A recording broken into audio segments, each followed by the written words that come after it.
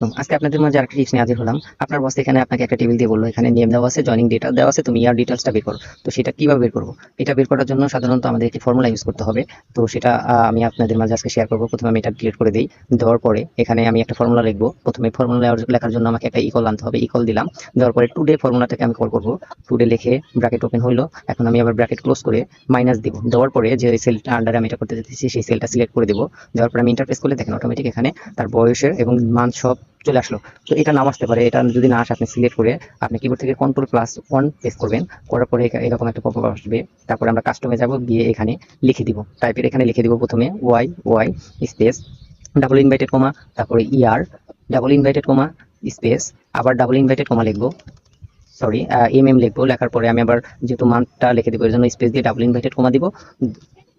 দেওয়ার পরে আমি মান্থ লিখবো, ডাবল ইনভাইটেড কমা দিব। দেওয়ার পরে আমি আবার স্পেস দিয়ে ডিডি লিখবো। লেখার পরে